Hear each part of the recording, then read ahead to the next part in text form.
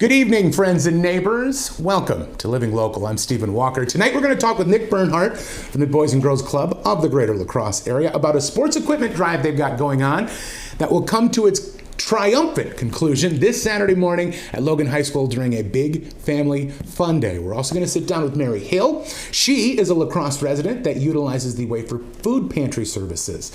She'll tell us her story, how Wafer has helped her out, and just how generous the Coulee region can be. We'll get a weekend weather outlook from Nathan Himpsel, a final chat before we go.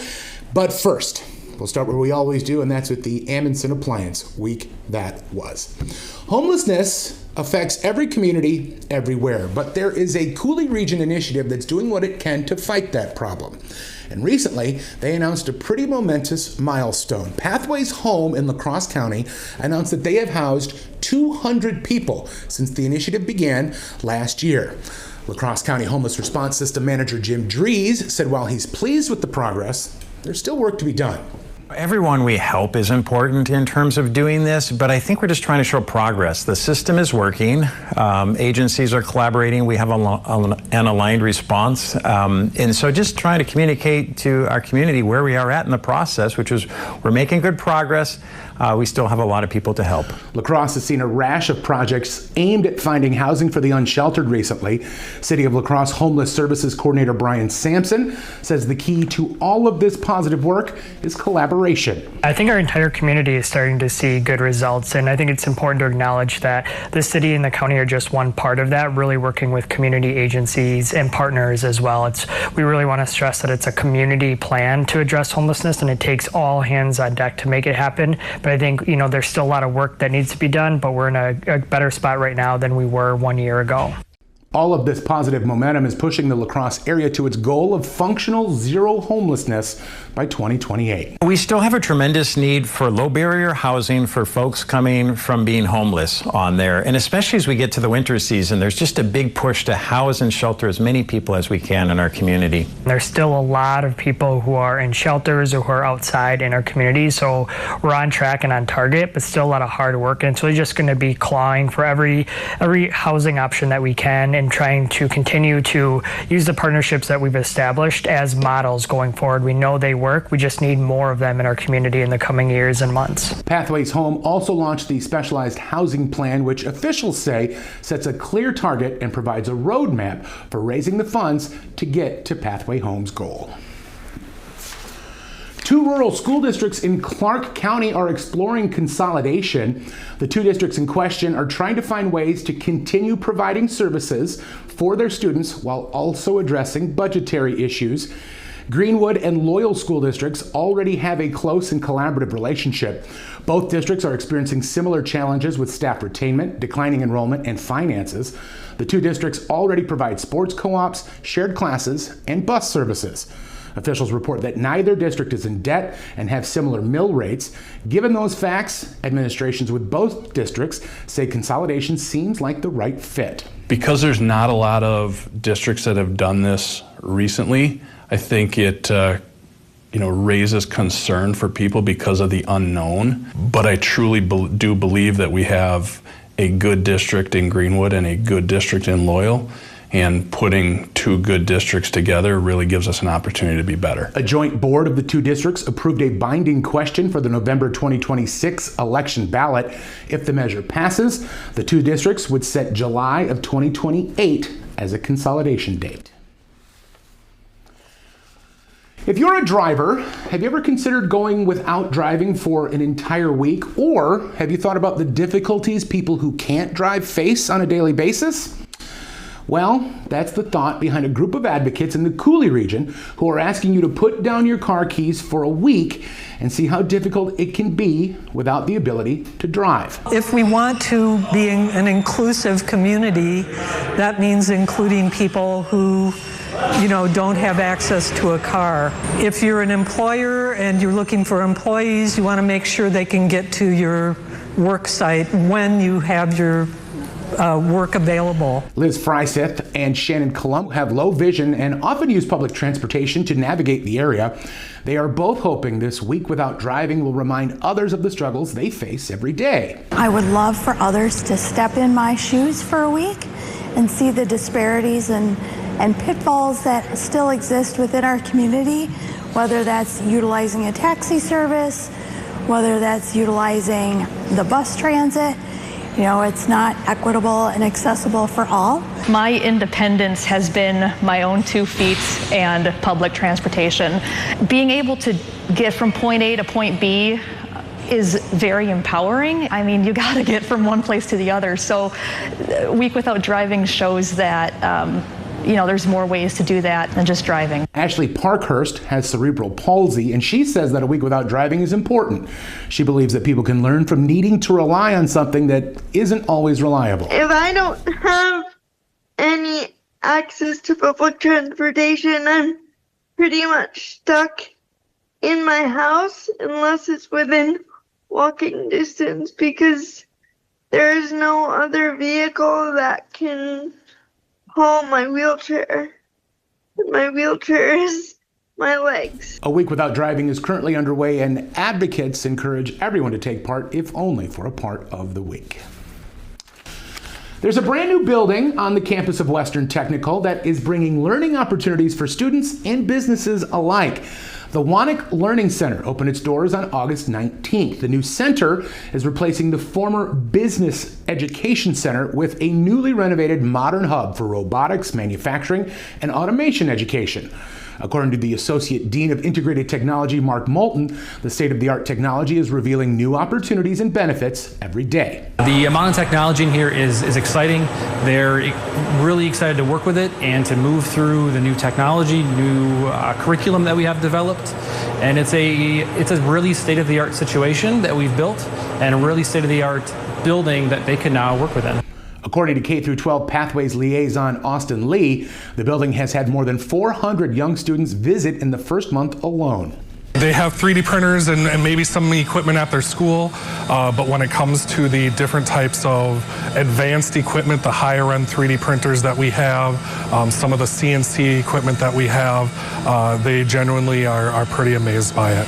We serve a lot of districts that either have very minimal or no innovative or advanced manufacturing capabilities within their districts for one reason or another, and we are providing them an opportunity and a space to come and utilize that type of equipment to gain those skill sets that our industry, our local industry, is demanding that their workers come in with. Director of Business and Industry Services Angie Martin says businesses in the area can benefit from the new center as well. Having this facility here gives them a place where they can come, see it, hands-on opportunities to learn that, hey, you have a resource here that can help you learn, can help your employees learn, and position you better for the future. Western officials said the Wanik Center is expected to serve more than 1,000 students each year through credentialed programs, K-12 partnerships, and industry-focused events.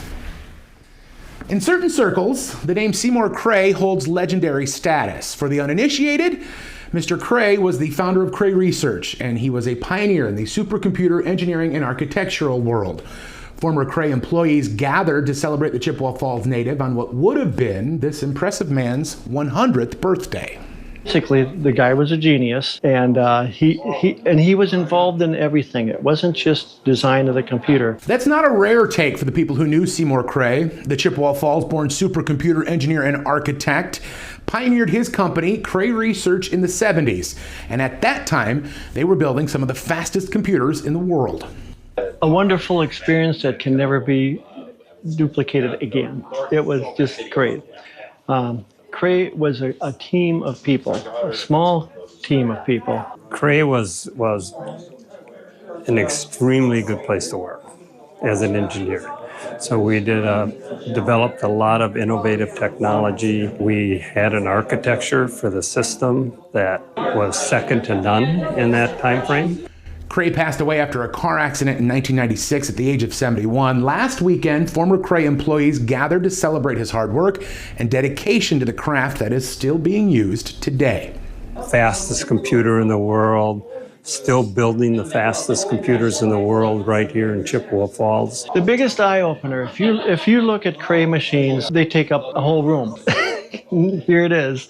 It doesn't do the same things, but it's got more memory. Beyond computers, Cray left a lasting impression. One thing I people should take away is they shouldn't be afraid to start something and go to something new. You know, an example is Cray. I mean, there were a lot of people that didn't think Cray was going to make it. In February of 1996, Cray Research was sold to Silicon Graphics, and by September of 2019, after a couple of acquisitions, Hewlett-Packard acquired the company.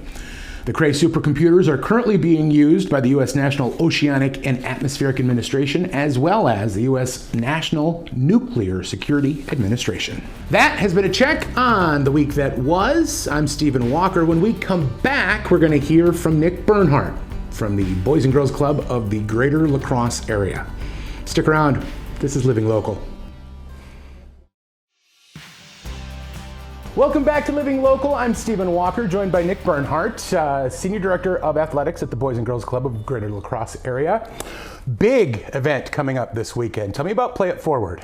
So Play It Forward, we have our equipment drive, kind of family fun day coming up on Saturday. So we're hosting that right over at Logan High School, where we have our youth football games. So that'll be going from 11 to 2 on Saturday, and it's just a kind of final opportunity for people if they want to make any donations, bring some used equipment, anything that we can utilize within our youth programs. And the equipment drive has been going on for a month or so? Yeah.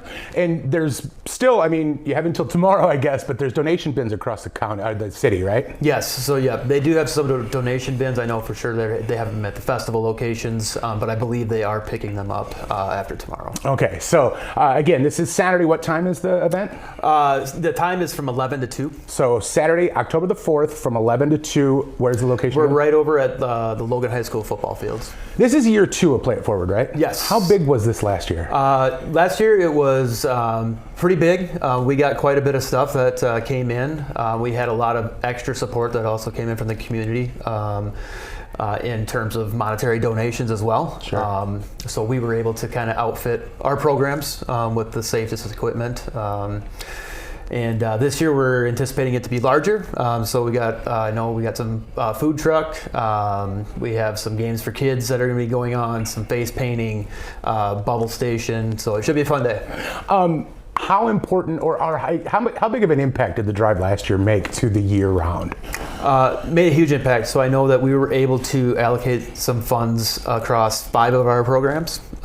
So we are doing athletics all year long. Right. So being able to have something not just for one single season and be able to have some funds and or equipment to be able to utilize across our programs was very beneficial. Have you been part of Boys and Girls Clubs in other areas, or is this the only one you've been a part of? This is the only one I've been part of. So I've been a part of this one now for 20 years. Do you have any frame of reference? Like, it seems like our Boys and Girls Club is awfully active, and not that Boys and Girls Clubs anywhere else are less active, but ours seems really involved in what's going on. Is that actual, or is this not abnormal for Boys and Girls Clubs? No, I would say that we are really involved. I mean, we have a lot of different programming that's going on. Not a lot of Boys and Girls Clubs are mainly after school programming, but we have the component to offer a full-fledged athletic program. So that makes us very active. And then obviously we're continuing to, extend our reach. I mean, we have clubs now in Holman, West Salem, here in La Crosse, and then I know the new one in Onalaska Middle School is going to be opening up here November. You can't do this without sponsors. Is there anybody you need to name? I know that Amplify was our big sponsor for this one, so we thank them and everybody that also is pitching in and helping out. I know that we'll also have a silent auction that'll be going on, so feel free to come down between 11 and 2. If you want to get in on that, you can. Otherwise, you can watch some youth football that we have going on and take part in some of the games that we have set up for the kids. Play It Forward 2 coming down this weekend, October the 4th, 11 a.m. is when the festivities will start. You're going to need to know how to dress. So when we come back, Nathan Himsel will be here to give us our weekend weather outlook. I'm Stephen Walker. This is Living Local. We are seeing another nice and sunny weekend out there where temperatures are going to hold in the mid-80s starting there on Friday with those sunny skies holding right through to Saturday, mid-80s once again, and then it cools down just a few degrees on Sunday, but we're still seeing those temperatures reach the lower 80s, so it's going to feel like summer out there once again. Now, you can't expect much more for Friday night lights. High school football is going to be right around 78 degrees at kickoff, halftime right around the mid-70s, and that holds right through to the end of the game. 75 stays pretty comfortable, and football season doesn't last forever, so make sure you're making the most of it, enjoying some of those Friday night lights out there. Forecast highs for Friday, we are going to see, as you look a little bit farther north up towards the valley, you're going to see that Ladysmith there, 84, Eau Claire goes right up towards the upper 80s, and you'll see 89, just under 90 degrees as you look towards Sparta as well as La Crosse, and it's going to be hot out there. That rolls into Saturday as well. We're seeing mid-80s, again farther up north, 87 in Eau Claire, and really just kind of a copy and paste from Friday. Sunday cools down just a bit. Ladysmith up there just in the upper 70s, almost making that 80-degree mark. Then heading down a little bit farther south, you reach down into the lower 80s. So hopefully you didn't remove those air conditioners just yet. Back to you. Welcome back to Living Local. I'm Stephen Walker. One of the best parts about living in the Coulee region is how generous all of the people are and how open their hearts are. And one of the things that we can hang our hat on is the Wafer Food Pantry. They have been a cornerstone of our community, providing for the food insecure. And we have somebody with us that has used the Wafer facility. His name is Mary Hill. Mary, thanks for joining me. You're welcome. First up, what's your story? What do you do? Who are you? I'm Mary Hill. Hill came a long way. I like that name. I work at Union Market and at Western College. I'm into food. I'm a Chicago Bear fan. Okay. I want to ask you about your connection to Wafer. What is the story? How did you end up where you are right now? Or today, I should say. I've been going to Wafer 20-some years since I've been here from Chicago. On and off. It do help save you a little money with other things you need to buy at the grocery store. Wafer Pantry it's like a grocery store. You go aisle by aisle, and you got a helper to help you if you need to ask the questions or something. How did you end up homeless? Well, I let a job go. Some was my fault, some wasn't. And the systems don't work for you exactly you think you know, when you need a system to work for you. But I had a lot of people on my side at Western and friends, son, just to survive. I almost didn't make it, but I made it. Wafer helped me with some things too. When I was at the hotel, I slept outside sometime. And you said you had some people you wanted to thank and acknowledge? Yes, first I would like to thank the president of the school and his wife, and the co-workers there's a lot of them that helped me get stuff in my newer place, bought me food, gave me gift cards. I'd like to thank Mary Cortese, Pete, Mike, Kim, April, just most of the school people, co-workers that some of them didn't even know me and helped me out. Talk about that a little bit. That's kind of what I was leading at with the intro to this interview, is the generosity, the spirit of generosity in this area. What was that like when you were at the lowest point, when it was destitute and you saw people that were willing to help? A hug here or there sometimes, you know, gift cards to get some extra food. That helped out a lot. Just supported me with my whole, I live on 4th and Jackson, a new building, everything's brand new. Everything I got in that apartment, people at the school gave me. That changed. But they helped me, everything I got, I use in my apartment. So When you go into Wafer, do you find that same spirit of generosity? Yeah, everybody's pretty decent and nice there. You know, you got some people that ain't gonna like you in a way, don't matter. Sure. You know, if you homeless, some people don't understand homeless, I don't think. You know, I appreciate the people who's there for me. You know, they didn't treat me no different at the school. And I'm grateful for having a roof on my head, over my head. And one day I filled my refrigerator with food, lots of meat. Nah. But everybody been really helpful for me. Some helped me look for apartment, wrote down apartments, and it took a while because, like I said, sometimes the system don't work exactly when you want them to, but I made it through. What's the process like when you go into Wafer? I know that you said shopping there is just like a grocery store, but when you come in, what happens? Oh, you just stand in line, and then you show them your ID. They give you a card for how many people in your family. Just me, so I don't get as much as some people got kids and stuff like that, and it's okay because kids come first, you know. And some days they give you what they got, you know, and you just use it as you can. What's the future look like for Mary Hill? Ooh, I'm trying to work on a car,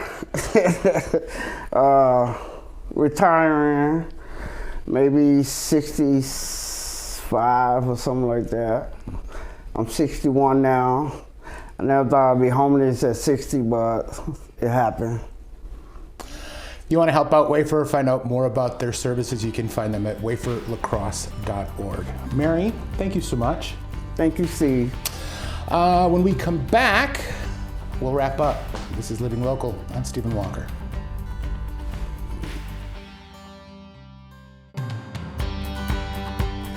Not a lot of time left here on Living Local this week. I do need to send a big thank you out to Nick Bernhardt and the Boys and Girls Club of the Greater La Crosse area, and encourage you, if you have time on Saturday, head on down to Logan High School in La Crosse between 11 and 2 and take part in the Play It Forward event. See some youth football while you're out there. Also, thank you to Mary Hill for sharing her story with us. Check out waferlacrosse.org or come on down to their facilities as well, right here on Gillette Street in La Crosse. If you got a minute, I want to talk a little bit about a really special person in my life. My sister and her son Lucas live with my wife and I, and he is everything. If you have the ability to enjoy a light in your life, do it. A couple days ago, I brought him into the studio to show him what Unky does. Just watch.